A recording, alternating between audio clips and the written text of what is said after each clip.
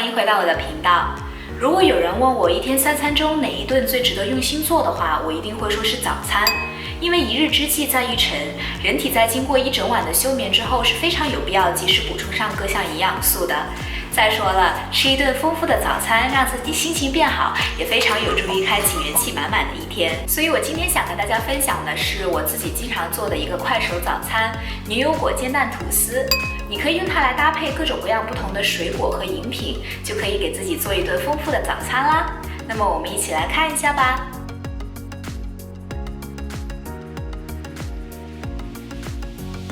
我要先来把面包切片。话说我已经很久没有在外面买过面包了，因为我觉得自己做的更加健康新鲜一些。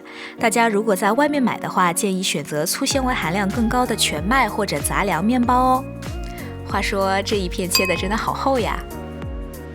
铸铁锅预热之后，就可以放入黄油，让它自己慢慢融化啦。大家如果用的是不粘平底锅的话，记得一定要先放黄油，然后再加热哦。黄油都融化的差不多的时候，就可以放面包了，让面包在锅里面游走一下，让它充分的吸收里面的黄油，这样出来的口感会非常酥脆哦。大家平常买的面包如果吃不完的话，建议一定要放在冰箱的冷冻层里面来保存，这样的话你在吃之前直接把它从冰箱里拿出来，放在平底煎锅上煎一下，这样的话依旧非常好吃哦。面包两面都煎好之后，我们来放一片 cheese。 放 cheese 是为了让面包的奶香更加浓郁。顺便说个题外话，因为我们家的早餐都是2人份的，而且我自己不想吃那么多油，所以我一般会用第一片面包把锅里的黄油都吸干净之后，再用剩下的油来煎我自己的那片面包。我们接着来煎蛋。煎蛋之前记得要把锅里的面包渣清理一下，避免粘锅。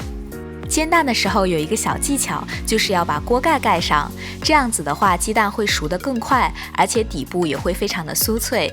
只要控制好时间，你就可以煎出非常漂亮的溏心蛋啦。煎蛋的同时，我们来处理牛油果。牛油果要等到表皮发黑，手轻捏感觉微软的时候才是最佳的食用时机。处理牛油果的时候，把它竖着从中间剖一圈，然后手握两边轻轻旋转，就可以把它一分为2了。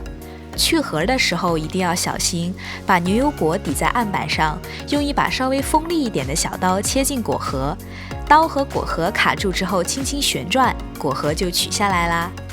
接下来直接带着果皮切片，然后用勺子把牛油果整个挖出来铺在面包上，就 OK 啦。处理好牛油果之后，煎蛋也好了。我特别喜欢吃这种底部酥脆的溏心蛋，口感真的是超级棒。